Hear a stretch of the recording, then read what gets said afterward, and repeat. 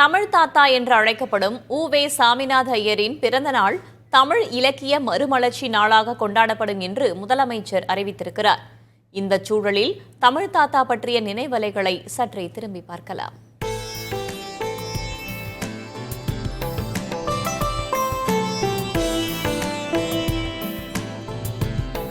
ஒரு சமூகம் தன் முன்னோர்கள் வரலாற்றை, கலாச்சாரத்தை, வாழ்க்கை முறையை அறிந்து கொள்ள துணை நிற்பது முற்கால இலக்கியங்கள். அந்த வகையில் தமிழ் சமூகத்தின் பழங்கால வரலாற்றை பிற்கால சந்ததியினர் அறிய தந்தவர் உ.வே. சாமிநாதர்.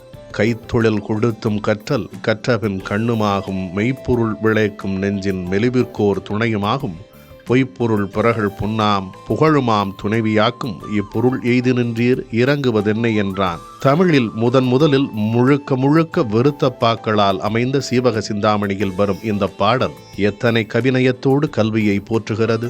சைவம் அதிகம் தழைத்தூங்கி இருந்த பாண்டி நாட்டினிலே சமணமும் சமம் பெற்றிருந்தது என்பதை உணர்த்தும் திருத்தக்க தேவரின் இந்த நூல் தமிழர்களுக்கு கிடைத்தது என்றால் அதற்கு காரணம் உ.வே. சா. சிலம்பும் மணிமேகலையும் அச்சுவடிவில் வந்ததற்கு காரணமும் அவரே.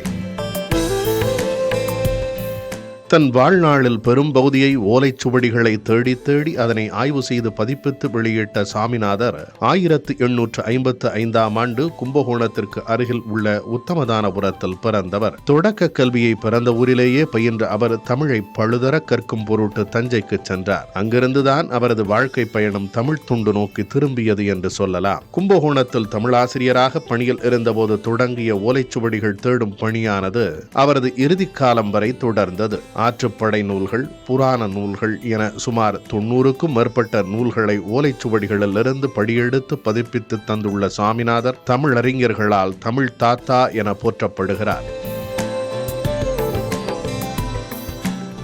அற்புதமான எழுத்தாற்றல், நகைச்சுவை இழையோடும் ஆற்றலுக்கான பேச்சாற்றல் கொண்ட சாமிநாதருக்கு சென்னை பல்கலைக்கழகம் 1932ஆம் ஆண்டில் முனைவர் பட்டம் வழங்கி சிறப்பித்தது. இவரது பேச்சை கேட்ட தேசப்பிதா இவரிடம் தமிழ் பயில ஆசை கொண்டார் என்பது இவரது பேச்சாற்றலுக்கு சான்றாக கூறப்படும் ஒன்று. தேடி சேர்த்த ஓலைச்சுவடிகளை பாதுகாத்தளித்த தமிழ் தாத்தா 1942ஆம் ஆண்டு ஏப்ரல் 28இல் இவ்வுலகை விட்டு மறைந்தாலும் சிலப்பதிகார பாடல்களாக, திருமுருகாற்றுப்படை பாடல்களாக தமிழ் கூறும் நல்லுலகில் வாழ்ந்தே வருகிறார்.